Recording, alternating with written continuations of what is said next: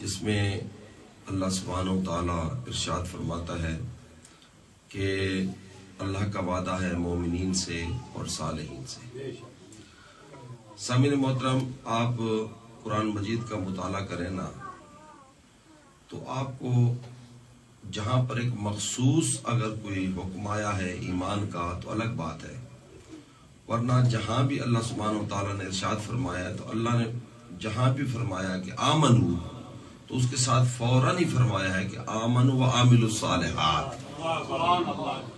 کہ جہاں بھی ایمان ہوگا نا قبلہ وہاں عمل صالح ضرور ہوگا۔ دیکھیں آمنو میں نے پہلے عرض کیا تھا اس کا تعلق اصول دین کے ساتھ ہے کہ آپ کا ایمان اگر توحید پر پختہ ہے، اگر آپ کا ایمان اللہ کی عدالت پر پختہ ہے، اگر آپ کا ایمان رسالت پر پختہ ہے، اگر آپ کا ایمان امامت پر پختہ ہے، اگر آپ کا ایمان ڈے آف ججمنٹ یعنی قیامت پر پختہ ہے تو پھر یقین کریں آپ کے عمل صالح بھی ہوں گے۔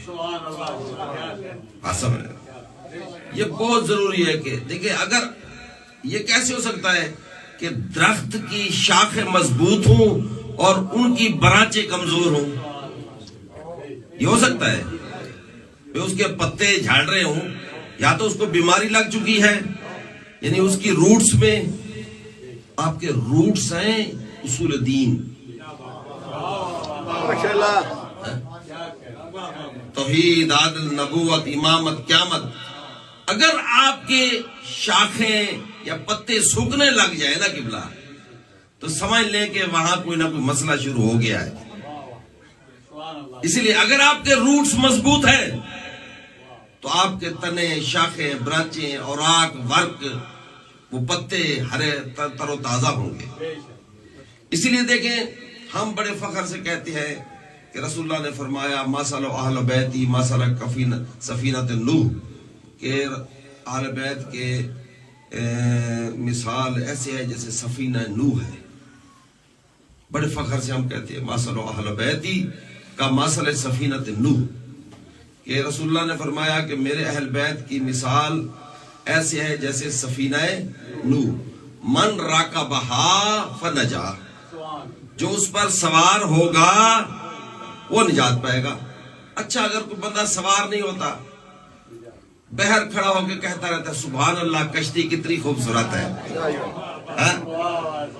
کیا چل رہی ہے کشتی، سبحان اللہ کیسی خوبصورت کشتی ہے، کوئی فائدہ ہوگا اس کو؟ نہیں بھائی، من راکبہا فنجا، جو اس پر چڑھے گا وہی کامیاب ہوگا۔ کیا مطلب؟ جو ائمہ کی سیرت پر عمل کرے گا تو کامیاب ہوگا نا۔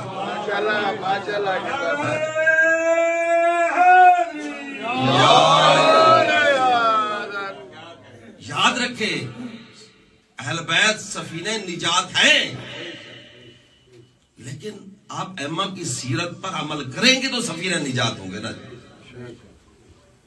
میں اسی لیے بار بار کہتا ہوں آپ کے ایمان دیکھیں، اس کا جس ملک میں آپ رہ رہے ہیں یہاں بہت بڑا مسئلہ ہے کہ ہر طرف سے ہر کسی کو آزادی ہے نا جی، ہر کسی کو آزادی ہے کہ جو مرضی چاہے، بچے کو آزادی جو مرضی دیکھے۔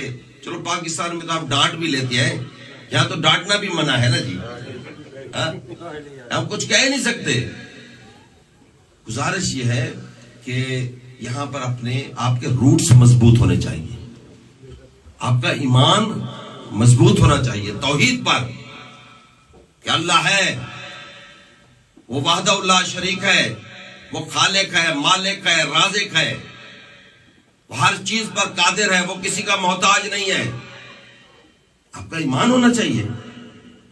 اور پھر وہ عادل ہے، کسی پر ظلم نہیں کرتا۔ وہ جب وہ کسی پر ظلم نہیں کرتا، جب یہ ساری چیزیں آپ کے سامنے آ جائیں گی پھر آپ کا فوراً ذہن جائے گا کہ اللہ اور بندے کے درمیان میں کوئی وسیلہ ہونا چاہیے، کیونکہ ہمارے اندر اتنی پاور نہیں ہے کہ ہم اس کے احکام کو وصول کر سکیں۔ اسی کو رسالت کہتے ہیں قبلہ، اسی کو نبوت کہتے ہیں، ٹھیک ہے۔ اور پھر اس پورے سسٹم کو جو کنٹرول کرتا ہے، جو تحفظ دیتا ہے اسے امام کہتے ہیں. اور پھر یہی امام پھیلے، یہی آپ کا ریکارڈ جب معاشر میں پیش کرے گا. اور اسی لیے بلایا جائے گا، اے فلاں والے آ جاؤ، یوم ندعو کل اناس بامامہم، آواز آئے گی، اے علی والے آ جاؤ.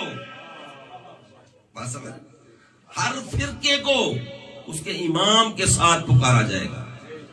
اسی لیے حکم ہے، قرآن مجید کی آیت ہے کہ یقدم قومہ یوم القیامت، فرعون اپنی قوم کے آگے آگے چل کر فاوردہم فی النار، اس کو جہنم میں ڈال دے گا.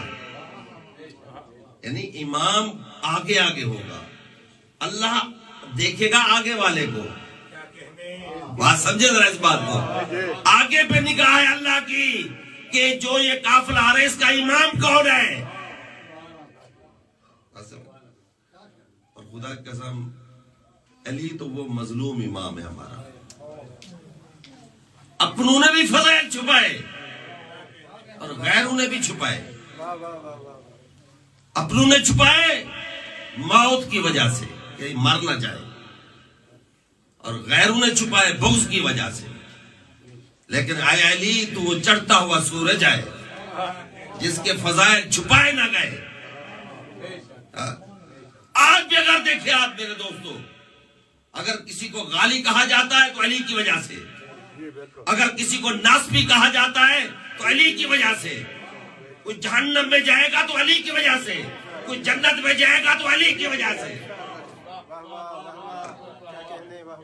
معیار علی کی ذات ہے. اسی لیے اعتدال میں رہو، اعتدال میں اپنا عقیدہ رکھو. اور آپ کا عقیدہ تب اعتدال میں رہے گا جب ائمہ کی سیرت پر عمل کرو گے تم. اور یہ جو ہم علی کی، میں نے پہلے عرض کیا تھا، سخاوت سناتے ہیں، اسی لیے سناتے ہیں کہ آپ ہیں علی کے چاہنے والے. اسی لیے سناتے ہیں علی کی سخاوت کہ اگر کوئی بخیل ہے تو وہ سخی ہو جائے، کوئی بزدل ہے تو علی کی شجاعت سن کر وہ شجیع ہو جائے. اگر کوئی بے نمازی ہے تو علی کے 2000 رات کا سجدہ سن کر وہ نمازی ہو جائے. یہ حکیم کے نسخے فقط سننے کے لیے نہیں ہے بھائی، یہ عمل کرنے کے لیے ہوتے ہیں. ایمان سے بتاؤ علی سے بڑا حکیم کون ہے؟ اور ایک دوسرے کی دیکھیں، ہم شیعان علی ہے. خدارا میری گزارش ہے، چھوٹی چھوٹی باتوں پہ ایک دوسرے کی غیبت کرنا، ایک دوسرے کا گلہ کرنا، ایک دوسرے کے جناب پیچھے یعنی چیٹنگ کرنا، یہ چھوڑ دیں آپ لوگ. دیکھیں غیبت بہت بڑا جرم ہے. آپ کہتے ہیں جناب اس پہ تو یہ خامی پائی جاتی ہے اسی لیے میں بات کر رہا ہوں. نہیں بھئی، یہ بھی غیبت ہے، چاہے وہ چیز پائی جائے اس میں. پھر بھی آپ کو حق نہیں ہے کہ کوئی ایسی بات کرے جو بات اس کو ناگوار گزرے. ان چیزوں پر دھیان دے. یہ چھوٹی چھوٹی چیزیں ہیں، لیکن یہ نہ ہو کہ آپ کے اعمال ضائع ہو جائیں.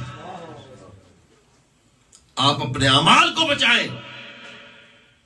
معصوم فرماتے ہیں اگر کسی مومن کے بارے میں آپ کوئی بات سنے نا تو اس میں تعویل کریں، 70 تعویل کریں، یہاں تک کہ آپ کو یقین ہو جائے وہ جو آپ کا بدگمانی تھی، وہ جو آپ جو سوء ظن رکھتے تھے، وہ آپ کا سوء ظن حسن ظن میں تبدیل ہو جائے. اس لیے میرے دوستو بڑی ذمہ داری آپ لوگوں کی ان ایام میں. انشاءاللہ میں امید رکھتا ہوں، آج مسجد میں آپ لوگ بیٹھے ہیں اور میں منبر پر ہوں، آپ مجھ سے ایک ضرور وعدہ کریں. میں سید ہوں، پردیسی ہوں، آپ لوگوں سے وعدہ لینا چاہتا ہوں کہ کبھی بھی آپ نماز قضا نہیں کریں گے. اب ہاتھ بلند کے نعرہ سنا دیں مجھے.